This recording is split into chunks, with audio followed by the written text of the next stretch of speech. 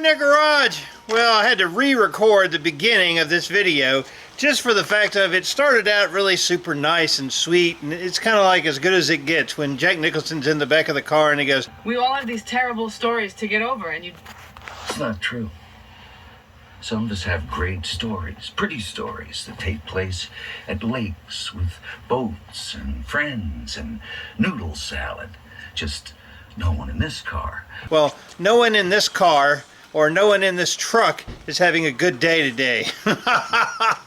I'll let you watch and determine for yourself why everything went to an S show, as my friend Jerry says. It went straight to that, and I never ever expected at the beginning of the video for it to end up what I'm having to do at the end of the video with the Toyota pickup truck. So with that, I will let it proceed.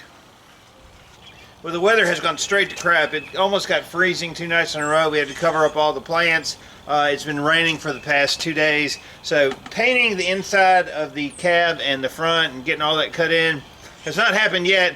Hopefully tomorrow I'll be able to do that. So today I thought I'd do some mechanical work on the truck as far as the engine goes, belts, hoses, radiator, those kind of things, because I've needed to do that for a while. So let's take a look at where I'm at with that. You can see down in here there's some grease and grime, and there's a little bit of oil residues from something. I don't know where it's coming from, but I will find out. But today I'm going to use some super clean, tough task cleaner degreaser. I'm going to spray on all that gunky in there, and we're going to see how this performs as far as like getting all that grease and junk off of there. Everything that I use from Super Clean is outstanding as far as like the way it performs. So I'm going to spray this down. We're going to let it sit for a little bit. I've got a new radiator put on, and this thing needs some new belts. These belts have seen way better days, and a radiator, you can see that there's a leak right in here for the radiator. So I'm going to be replacing the radiator cap, all that stuff. And I need to put a new thermostat on it, which is right down in that area right there. So let's get this cleaned up before we start working on it.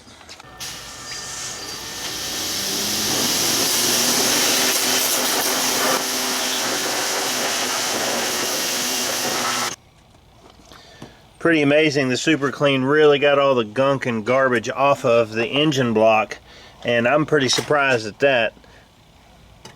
Might have a little bit more spraying to do, but it looks much better and super clean. So the Super Clean was super clean. Awesome. So I started to look at the radiator, and of course it was leaking, I can tell. And I had ordered another one off of eBay, and this is what I got.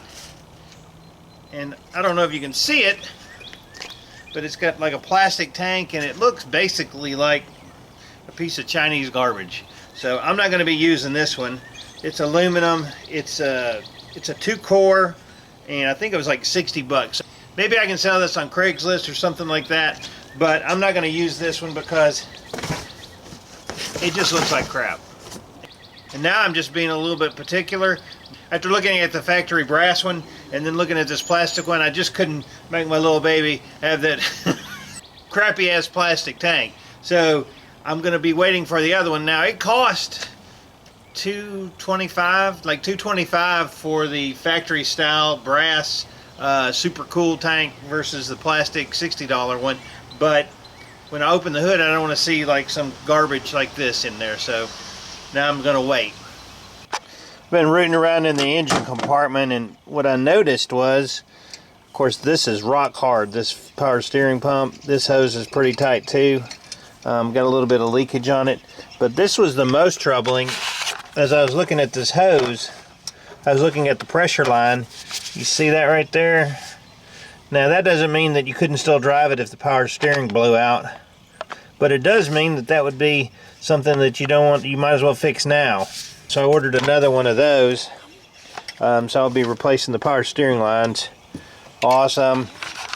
Definitely going to have to get some vacuum line tubing too. You can see here. That's really just from the heat underneath the hood and just age of being this old. So I'm flushing out the cooling system. Everything looks real clear. The radiator was for sure crap though. You can look at it. You can kind of see on it where maybe some stop leak came through, or who knows, but this thing was really bad shape, so needed a new one for sure. Alright, now I'm flushing out the cooling system. It looks super clean.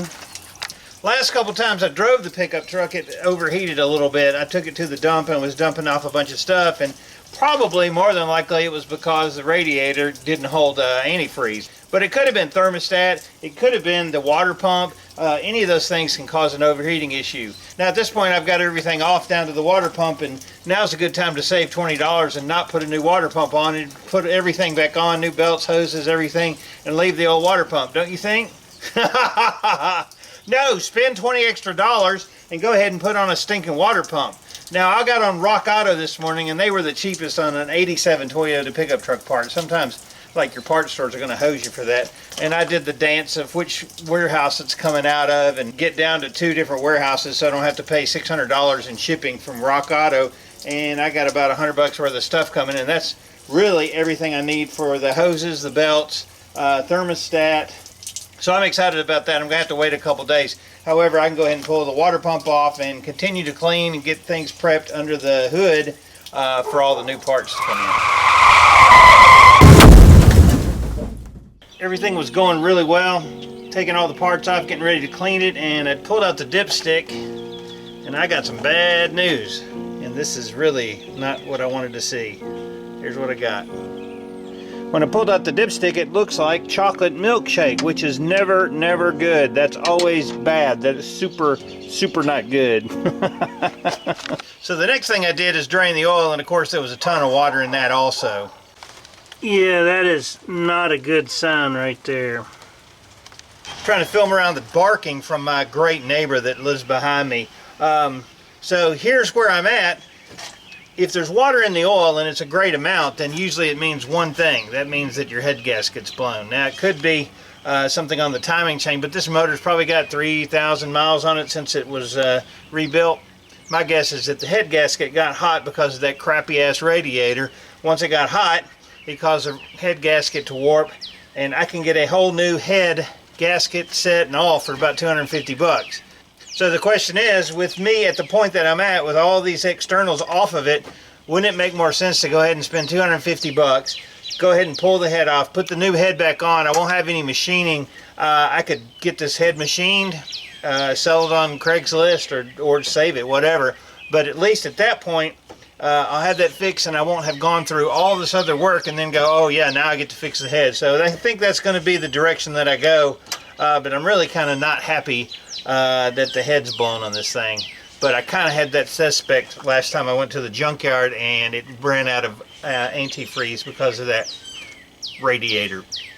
So the good thing about a Toyota 22R is that it's not really that difficult to pull the head off of it. Once you get the intake off, it's really pretty zip, and it'll give me an opportunity to clean all the internal parts.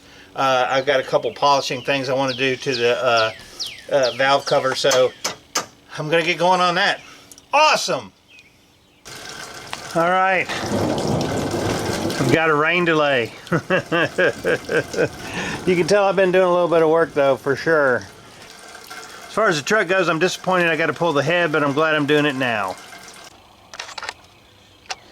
This lower intake is driving me absolutely insane, and also be careful about these because you'll break them off easily. But this lower intake is driving me insane. I'm almost positive I've gotten all the bolts out. I've looked at it 50 times from backwards, forwards, and everything else, and I'm going to look at it one more time with my hand. You know, it's kind of hidden. It's kind of hidden on what's underneath there, but I'm sure I've got all the bolts out. Maybe it's just stuck on, but I don't want to force anything. Okay, I had forgotten about this retarded Allen key on the intake on the top here that goes through the thermostat housing. Once I loosen that up, oh wow, it came right off. Dang. Oh, yucky. This is the kind of milkshake you don't want to see. Although there's still some oil in there, so that's good. I'm going to say it's a bad head. It's all guessing at this point. However, I'm 99% sure. Now, I didn't run it very long like this, so I don't think it did any damage to anything else. Especially on the rebuilt block. The head's probably warped just from heat, but other than that, I think throwing a new head on we're good. Oh, he's recording us? There's nothing like a neighbor sitting back and laughing at you while you're trying to work hard. No, you Huh? have to tell me why. What? I can't understand. No comprende. What? What? Yeah, they're over here supporting Jennifer and getting on me. This is not fair. I'm outnumbered 3-1. All right, I got the timing set at top dead center. I need to check the timing guides inside. They should be fine. I mean, there isn't many miles on it. I can go ahead and pull my distributor out. I'm going to use a little Croil on these bolts. It's the oil that creeps. It's one of the best penetrating oils I've ever used. So I'll use that over here on these bolts on the exhaust, because those tend to be the worst. And let it sit for just a little bit before I try to take those off. Alright, outstanding. So I got the exhaust off, the air tubes off in the back. The air tube, I got one coolant bolt, and then I'll take my head bolts out and this off and take my timing bolt out. There's one bolt for the head underneath here that you'll miss if you're not careful, and then I'll pull the head. There's no way to take a head off of a vehicle without damaging your fingers. Alright, this should be the last little weirdo bolt that I got to take out.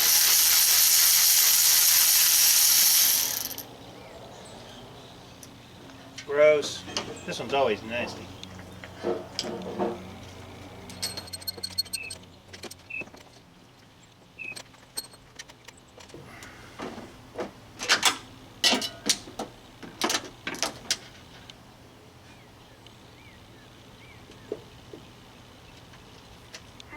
There she is. Got it. I guess this rear cylinder right around here is probably where the coolant got into the oil. Looks like this back one. Just going to be a guess, but you can see that the head gasket is not in great shape in the back section there. The front's not so awful bad. Front's not so awful bad, but that's going to be my guess, is back here in this back is where that coolant started leaking out.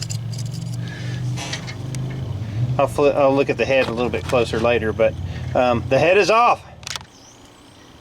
Okay, this isn't what I wanted to do, but I got the head off. Now I'm waiting for the new one to come in. I can spend some time cleaning up the engine compartment. I may go ahead and fling blood everywhere. I may go ahead and put a new starter on it while I got everything off, and clean up everything else in here, getting it ready for the new head to come in. I'm 99% sure in the back of that gasket that the head had lost its cooling properties because it overheated. I'll clean this all down, get it all spick and span, and I'll be ready to slap the new head gasket on it.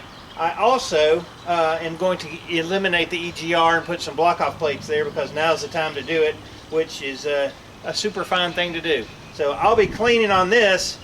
Hopefully that won't take me too awful long, but I'm halfway there on the head gasket. Keep watching. Maybe I'll get it to run again, and then I can paint it. I appreciate you being a subscriber. Questions, comments, post them below. I'm David from the Redneck Garage. Keep